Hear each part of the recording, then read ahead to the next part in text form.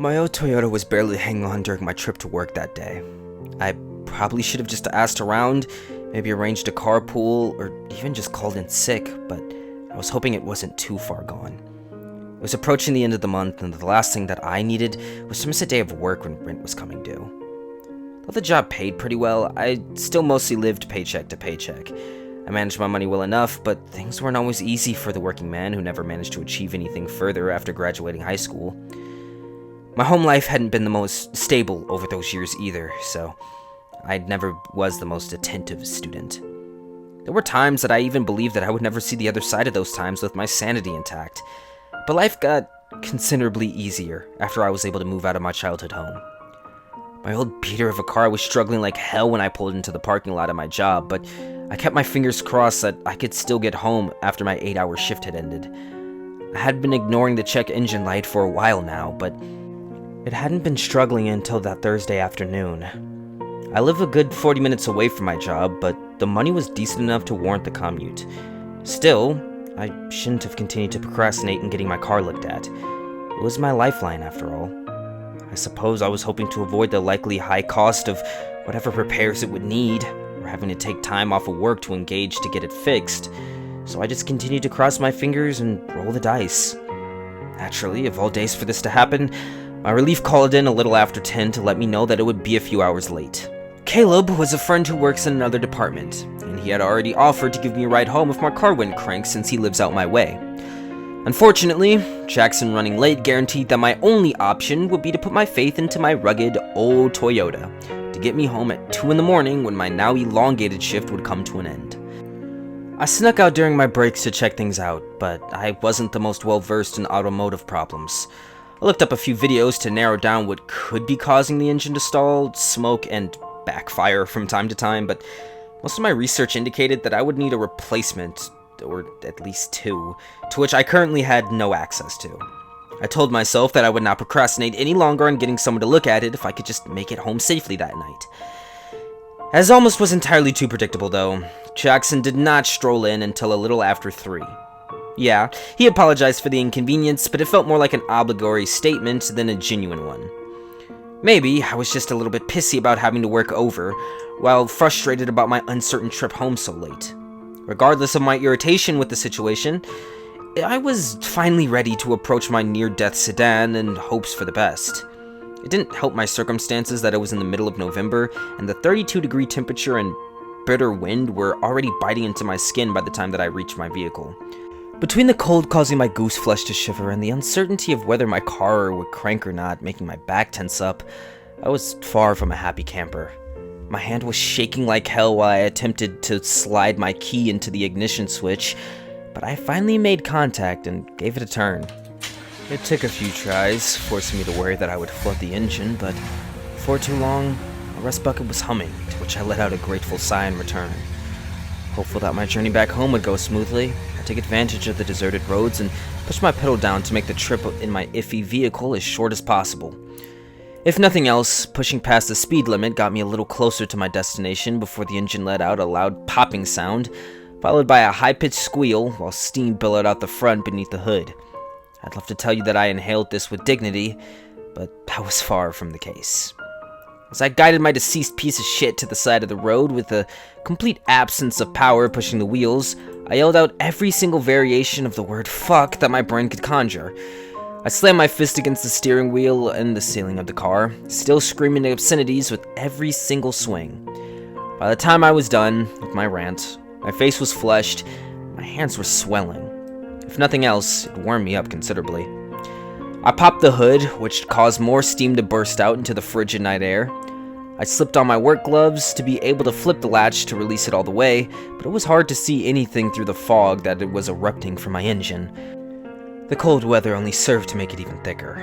After feeding the radiator some water, wriggling a couple of hoses, and kicking the shit out of my bumper, leaving a fresh new dent to add to my aggravated state, I gave my ignition another try.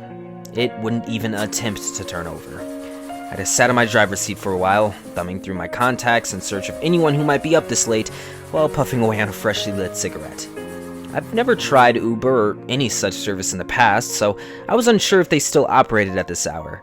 Naturally, my service was sketchy in the middle of nowhere that I now parked my broken Toyota.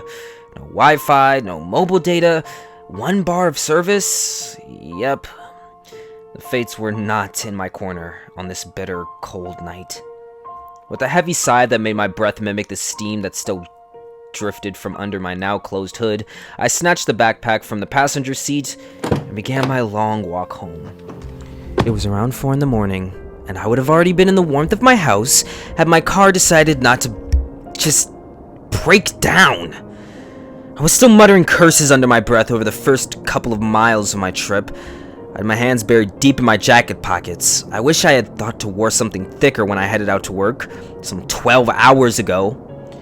I stopped for a moment to light another cigarette while checking my phone to see if I had access to internet. Of course not, I said to myself with another sigh. My feet were already throbbing. I stretched my back out, causing a series of cracks and pops to echo from the lower back of my spine. I had looked around the empty road, feeling like it had appeared far less familiar than the one that I traversed twice a day for the past 2 years. There were woods on either side of me, which I always knew there were, but they still looked almost foreign to me. Perhaps they just seemed different because I stood in place as opposed to the 60 miles per hour that I would normally be speeding past them at. Maybe I just hadn't paid much attention to them before. Maybe it had just been a while since the last time I appreciated such scents. It was almost as though the oxygen that I breathed tasted used in some way, if that makes any sense. The world around me was almost completely silent while I sat on the curb, taking a deep drag from my cigarette while I allowed my feet to rest. The trees on either side of the road appeared to harbor no life, no rustling, no crickets chirping, nothing. It could be that the many forest creatures were hibernating or otherwise at rest. Again, something I never paid much attention to before. Rarely was I out this late, and this would be the first time that I was forced to trudge a good 20 miles back to my home. Before I started moving again, I decided to dig through my bag to find my earbuds. Maybe some music would help the time pass by quicker. Unluckily for me, my phone had a vast library of downloaded tunes, so I would have no desperate need for internet access to enjoy my own personal walking soundtrack. I tapped on my 90s playlist and continued my stroll with Gin Blossoms blasting in the background. Maybe 45 minutes later, after my trip resumed, while Gavin Rosedale was insisting that he had a mushy head, which was better than the rest, I decided to give my phone an obligatory glance just to check on the time. 4:30? I exclaimed to a deserted highway. I was sure I had been walking for at least an hour before I stopped for the first time. There's no way that I've only been traveling for like half that. I glanced around just to see nothing more than trees and the empty road. There was nothing that could differentiate where I had started from and where I now stood, aside from the piece of shit rest bucket that was rotting a few miles back. Part of me wanted to travel back there just to see where I had come from, but I didn't want this trip to take even longer. Surely my phone was just glitching from the cold. I mean, maybe even the service was just so bad out here that it wasn't able to get a solid read of the time. That made sense. It was a lot more reasonable enough of a theory anyway. I mean, far more sensible logic than the last couple of hours of walking being crammed into a quarter of that time.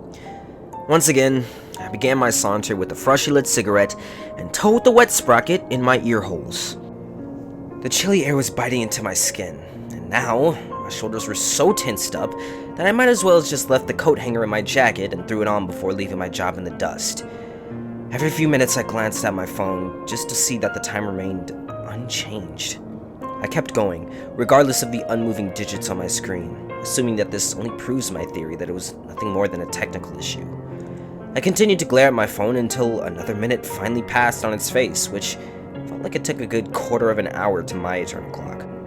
After many more miles and only a handful of minutes having supposedly passed by, I knew that the sun should have risen at this point. According to my mental chronometer, it should be creeping up on 7, though my phone insisted that it was only a little after 5. I was sure that dawn had to be just around the corner, but I couldn't see the slightest indication that the sun would be rising anytime soon. It didn't surprise me at all to see that my phone's low battery light was flashing either. I was growing steadily more skeptical about the possibility of ever getting back to my home when the road finally showed me signs of life beyond my own. The world was so dark around me that the headlights of an approaching vehicle practically lit up the entire highway. I turned to face the vehicle that sped in my direction and extended my thumb out to the side. I could only hope that this lone traveler would take pity on my freezing ass. I may have been seeing things, but as the car drew closer, it looked as though it was following almost as much steam as my own, and had been before it sputtered out. Still, I maintained my outstretched, pleading thumb and hoped to God that they would pull over. As the Lincoln slowed down and drifted over to the curb where I stood, I practically leaped for joy in the back of my mind. I stashed my phone and earbuds in my jacket pocket and jogged over to meet the veritable land yacht that appeared to shudder wildly as it idled. The rear window behind the passenger door that I approached had a transparent tarp in place of the absent glass, and the faded green paint was chipped and speckled with blotches of rust, but I was still excited to have a ride nonetheless. "Thank you so much," I exclaimed after pulling the door open, allowing a cloud of cigarette smoke to erupt from inside. As soon as I got the words out of my mouth, a foul smell leaked out from within. It almost made me think of moldy bread dipped in spoiled milk. The seats were covered with large sweatshirts that appeared to represent one football team or another. It was a similar green to the exterior of the car, and what had almost looked like to be numbers sewn into them in large white patches, stained with yellow and brown splotches. They were more like symbols more than actual numbers, though. Perhaps the shirts represented a foreign team, bearing a less recognizable numerology. The woman at the steering wheel didn't so much as glance in my direction when I slid into the vehicle and closed the door. She was incredibly thin, with a heavily wrinkled and darkly tanned skin. It looked far from a natural tan, and she appeared as though she had seen the wrong end of many hard drugs in her time. Her bushy and knotted hair had a faded purple dye in it, and the roots of her hair was black, with streams of gray and white running through it. She wore a faded blue and pink flowered dress that revealed her bony and withered arms. As soon as I snapped the seatbelt into the latch, she hit the gas without a word. Though the interior of the car was quite massive, I had little legroom as my seat was pushed up close to the glove compartment. Choosing not to take a glance at my gift's horse mouth, I thought it would be best to not push my luck by adjusting the seating. It was quite awkward to be sharing a car with someone who wouldn't so much as acknowledge me, but the fact that we were moving considerably faster than the couple of miles per hour that I may have been previously going made it easy to tolerate a bit of discomfort. "I really can't thank you enough for picking me up," I offered up in an attempt to ease the tension. "Ain't nothing," she spoke in a graveled and worn voice. "So, what brings you out this way so late?" I asked, trying my hand at a bit of small talk. "Driving." I just nodded my head while deciding it was for the best to remain silent after all, as the woman to my left reached into the center console and pulled out a pack of Morley cigarettes. I had to double-take at the writing across the wrinkled, soft-shell pack, as it was designed to match the style of Marlboros, which were my go-to brand. I recall watching several movies over the years whose characters would smoke Morleys, as they would allow the producer to have to not pay an actual cigarette company to allow their name to be displayed on film. Could this have been some sort of novelty pack? Or was I just reading way too much into a simple pack of cigarettes? Likely so. The woman held the open, crumbled box up to her mouth and pulled out a cigarette with her lips, tracking thick saliva across the other remaining butts in the pack. She offered me one with her outstretched hand while she lit the other one in her mouth, letting go of the steering wheel, causing the car to drift quickly to the left. No thanks," I replied, to the splayed open pack in her hand, gripping my right hand tightly around the "oh shit" handle above the passenger door. "Suit yourself," she stated. She rewrapped her bony fingers around the steering wheel while taking an unnervingly long and deep drag from her cigarette. I tried to keep my glaring eyes as inconspicuous as possible while I watched the old woman with her dried and chapped lips go through half the cigarette with a single drag, the solid inch of cylindrical ass still hanging on to the remaining cigarette that still hung out of her mouth. That's when I had noticed that the front of her dress was covered in a gray soot nicotine and paper. I momentarily had been tempted to fish out my own smokes after she offered me one of her spit-moistened ones, but I found my appetite for the habit waning. By the time the woman snuffed out her Morlaix in the cluttered ashtray before lighting another, it was getting harder and harder to see much of anything through the thick plume of fog that had filled up the cabin of the old Lincoln. Do you mind if I crack the window?" I asked, hoping the request would not offend my chauffeur. "The lever's broke," she replied, taking another incredibly deep inhale of smoke. The more that I heard her speak, though, it had only been short replies at most. What I could make out from her accent, it sounded southern, almost, but more like a parody of what one may assume a country accent should sound like, if that makes any sense. It reminded me of an actor putting on a southern drawl for a role, having never actually heard one in person. "Can you roll yours down a little?" I continued, hoping I wasn't pushing my luck with the strange old bird.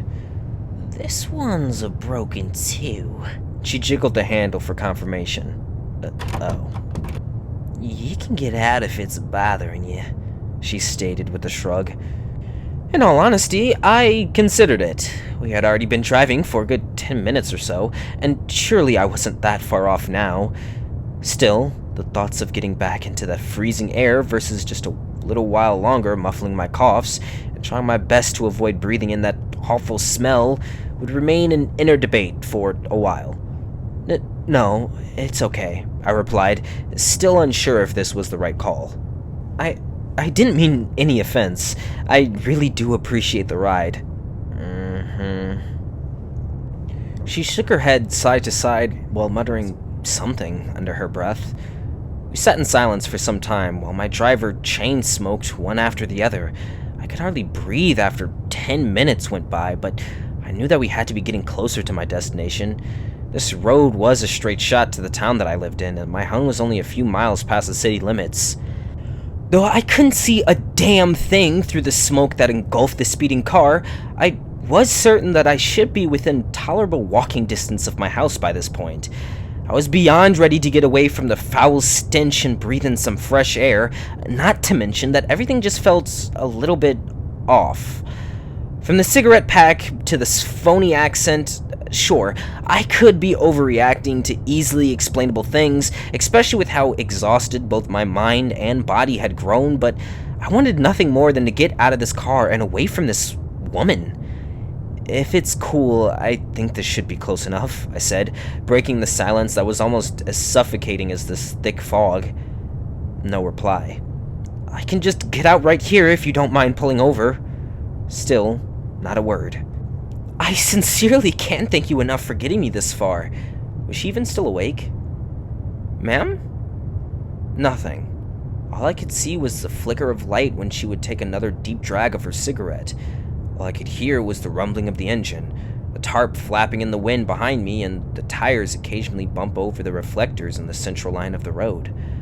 I waved my hand back and forth in an attempt to clear a line of sight through the cloud. Suddenly, the woman's face emerged through the smog, and she let go of the steering wheel and charged towards me. Within seconds, her whole body was on top of me in the passenger seat, with her wrinkly and bony fingers wrapped around my wrist, pinning me to the door. "You ain't going nowhere!" Her foul breath hit me like a careening truck. Apparently, that was the very thing that caused the spoiled milk odor, and it worked its way through the car. Though that was only the diluted version. What struck my nose this time was so much more intense and stomach-churning. I had to fight against the lump forming in my throat, as well as the considerable strength of the frail old woman. "You had your chance to leave," she said softly. "I didn't even have to offer you that!" I could feel the car gliding from left to right as we sped across deserted road. I had no idea that this was possible, as the foot that was previously on the pedal was now pushing against the dashboard as she continued to scream at me. "I picked you up! That means I own your ass now! Them's the rules, boy!" Her eyes were wide and mechanical, and the same was with her grin, which was filled to the brim with yellowed and rotten teeth. "Get off me, you crazy bitch!" I squeaked out after her fingers let go of my wrist and wrapped around my throat. I grabbed onto the door latch with my now free hand and hoped to be able to throw it open. Surely rolling out into the concrete wouldn't be much worse than whatever this insane hag had in store for me. Of course, the door wouldn't give way. She cackled madly when I attempted to fumble around the lock. "You ain't getting back out that door," she sneered. digging her fingers harder into my neck. I was trying everything I could to break her grip, but it just made her laugh harder. "The road is mine! Get your fucking hands off me!" I squeezed out through a strained breath. I started thrusting my fist into her ribs after giving up on my attempts to open the door. She didn't so much as wince from my punches, regardless of the complete lack of any padding around her frail bones. Every one of my jabs felt as though they were sinking a little more into her solid ribcage, but she absolutely gave no reaction to my assault. I felt the wrinkled and leathery texture of her skin cheeks slide past my own as she moved in closer. "You was mine too, as soon as you set foot on it," whispered directly into my ear. She kept one hand gripped around my neck while the other grabbed onto the top of my head, slamming it against the window. The first hit almost knocked me out cold, immediately making me feel dizzy and queasy. The second was worse, causing my eyes to cross and my body to feel weak and devoid of life. I didn't even feel the third, not before everything went black. The darkness behind my eyelids showed me no momentary escape from my rolling prison. I found myself back on the deserted road, frantically running from the speeding Lincoln as it chased after me, spilling thick plumes of smoke while cackling madly through the grill that was now filled with yellow and jagged teeth. White and purple hair which sprouted from the roof blew in the wind as it sped towards me. I veered from the road and into the trees in hopes of evading the pursuing land yacht, but it crashed through the trees and darted between them. One by one, it splintered through the thick bark while losing no momentum as it charged at me. I passed through the tree line and into a clearing which would be where I would make my final stand against the beast. I stood my ground, facing back at the menacing red glow of the headlights. I balled my fists, straightened my back in preparation for my impending doom, when my eyelids sprung back open, and I found myself still pressed against the door of my passenger seat. The crazy old bitch had returned to her seat, and I could vaguely make out her outline and the orange glow of the tip of her lit cigarette through the fog. I tried to remain silent and still to not alert her to me being conscious when I felt the pulsing pain in my head with every beat of my heart. I adjusted my neck slightly, and I could feel the dried blood tearing from the vinyl where the door met the window. I inhaled shallow breaths in my attempt to keep my awareness unnoticed, while I tried to come up with a plan on how the hell I would get out of this tomb on wheels. And I noticed the old lady's silhouette moving through the smog. I closed my eyes, hoping to God she hadn't realized I was awake. I could smell her breath on my face, and I felt her only inches away from me while the tires veered to the left again. She wrapped her hand around my brow and gently turned my head to the left. I felt my back stiffen, and I fought to keep from wincing as the pain from a bony finger dug into the wound on the back of my head. I heard the gut-wrenching sounds of her licking her fingers as she drew it back, and drips of slobber that fell from her mouth onto my chin and almost caused me to give in to the burning stomach acid in my throat. 3 more times, she dug her finger into the gaping hole that now streamed fresh blood onto my shoulder. Of course, it could have been her thick slobber leaking from her fingertips down my neck, but whatever it was, it felt sticky and moist, which combined with the smell of her breath to make the growing nausea even harder to battle against.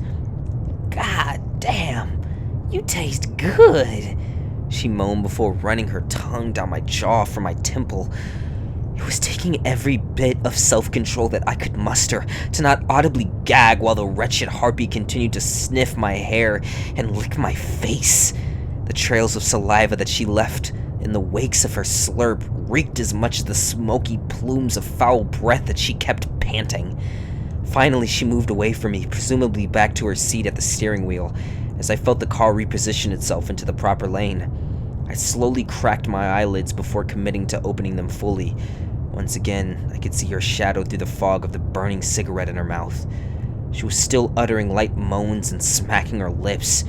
I darted my eyes from side to side in search of any means to escape, and I closed my eyes again when I heard the old bat shift in her seat, but she didn't seem to move in close to me this time. While I sat in the darkness behind my eyelids, I listened to the sounds around me again. The hag's borderline orgasmic groans were accompanied by the humming of the engine and the ties to the thumping across the reflectors. But it was that other sound that caught my attention, the one that had been part of the soundtrack of my journey into hell from the start. Why hadn't I thought of this sooner? The tarp still flapped in the wind would be my best chance of getting me out of here. The biggest hiccup in my begurging plan was how the fuck I was gonna be able to get to the back seat. I gently guided my hand down the side of the chair that I sat upon. The land yacht that I rode in had a long cab, and my seat was pushed up against the glove compartment. If I could recline the seat as far back as it could go, then maybe I could access the plastic-wrapped window without having to climb into the back. My heart was hammering, and it was growing more difficult to keep my breath shallow as my fingers hooked onto the reclining latch of my seat. I still sat sideways from the previous attack, so I braced my back against the door and prepared for the impending battle for my freedom. I slowly reached the other hand to the seatbelt clasp in hopes of being able to undo both at the same time. Before even giving myself the chance to reconsider, I pulled the lever at the base of the seat, allowing for the back to flap down onto the rear bench while popping the seatbelt loose. Immediately, the hag wailed out, and I saw her face pushing through the thick clouds towards me again. With my shoulder blade still pressed against the passenger door, I whipped my right leg around and slammed my heel into her nose. I heard and felt a soft crack behind my boot, and she whimpered and muffled a "oof." The lit cigarette fell from her mouth onto the carpeted mat of the floor, and I shuffled my body up to the reclined seat back. I tried to reach out to the plastic tarp and clawed my fingers into it, almost instantly forming the first tear. But the wailing old bat charged at me again, and I tried to slam my foot into her mouth, but she caught it with her outstretched hands. I kicked at her with my other foot while my hands were still toying at the makeshift window. Though I felt her bones snap beneath each of my kicks, she appeared unfazed as she yanked the work boot off that she still held. Finally, I tore away enough of the tarp to easily slide my body through, but her skeletal fingers were still gripped around my ankle while she pulled my sock away. While I continued to wage war on her face and chest with my other foot, she would not be distracted from her task. Even with a small flame beginning to crackle from the floorboard where her lit cigarette had landed on, I screamed out in sheer terror when the haggard old woman's mouth fell unnaturally wide open, tearing the flesh from her cheeks and spilling dark ooze down her neck. When her jaw and rotted teeth slammed down around the front half of my foot, I cried out again in horrific agony as she bit into the flesh of my appendage. Feeling my heart rush with panic, I beat harder on her face with the heel from my one remaining boot. More darkened pus was leaking down her torn cheek from my attacks on her brow, but it just would not break her focus. She pulled her head back and peeled away the skin and meat from my foot, leaving bare bone and gushing muscle tissue behind.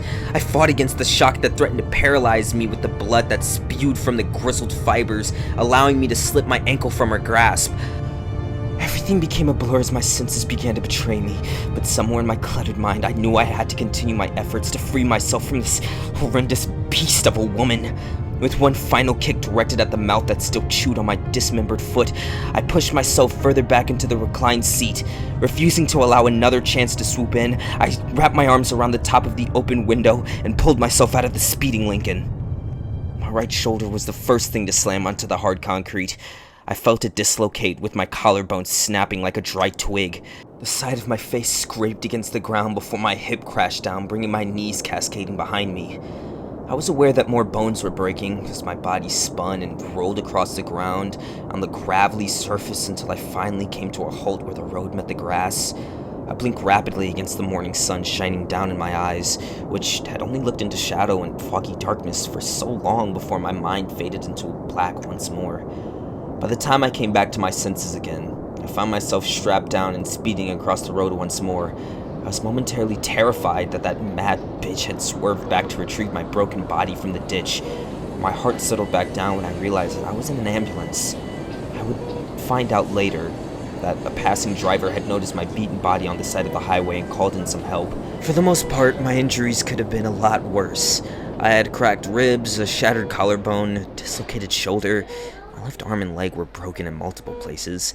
The scrapes across my face were mostly just surface-level wounds, and the split on the back of my head required about half a dozen stitches to seal shut. Other than that, though, my hip was bruised up pretty good, as were my elbows and knees. The doctors had a lot of questions about the front half of my foot and why it was missing its flesh, but I wasn't about to tell them what really happened. I highly doubted that they would believe my account of what had actually occurred, and I didn't want to risk adding a stay in the mental institution to my physical recovery. Eventually, they chalked it up to the possibility of a wild animal munching on my toes while I lay unconscious. It wasn't all that far off from the truth, really. The bite left a pretty nasty infection, which had already grown gangrenous by the time that I arrived at the hospital. They ended up having to lop it off at the ankle, but wasn't as far gone as it could have been. I'm supposed to be getting fitted for a prosthetic soon, so that's something, at least. I imagine it'll take some getting used to, but nothing I can't handle. Between that and the months of recuperation that lay ahead, I shouldn't have any reason to get on that goddamn road anytime soon. Honestly, I'm just happy to be alive, even with one foot officially in the grave. It's only been a few days since that long trip back home, and I still have yet to reach it. There's no telling when they'll allow me to go back to my house, but my sister brought a few necessities by. Amazingly, my phone didn't receive too much damage from the leap from a speeding land yacht, so once I was able to feed it some energy, I was able to type all types of shit out. I think I may delete my 90s playlist, though. It always amazed me how music can thrust your mind back into certain events in life. I don't need any extra encouragement to revisit those memories in the future. I can't say I'm entirely sure where my car led me to that night. I'd love to believe it was simple as a glitch of my phone that made time up here trickle by at a snail's pace, but that logic leaves a lot to be desired. Is that rancid old harpy still speeding across that highway somewhere? Maybe so. Was I in her neck of the woods, or is she in mine? Who knows? I'd like to think that the cigarettes that hit the carpet ended up engulfing the car in flames by the time she ended up getting done with her snack. Speaking of which, I may be officially done with smoking. Damn psychotic bitch may have inadvertently saved me from future lung cancer. Ha! Stick that in your fucking pipe, you cackling sack of wrinkled shit! I still have to make some calls to see if my rust bucket can be recovered, but I honestly have no idea if I'll be driving it anywhere in the near future. It'll be a struggle to get used to operating the pedals with my left foot when I have to go back behind the wheel, but I'm sure I'll be able to get the hang of it soon enough. I'm not sure if I'm going to keep my job or if I'm going to search for something closer. Maybe some sort of office work would be more of my lone foot's liking. It'll likely be a while before I end up needing to worry about that, though. Fortunately, the company that I work for has a fantastic insurance, plus a solid disability plan. Perhaps I can ride this out for a little bit and enjoy relaxation for a while. Surely I've earned that much after all this. Just do yourself a favor, yeah? Don't just ignore that check engine light as I did. There's no telling where you may find yourself stranded if you do.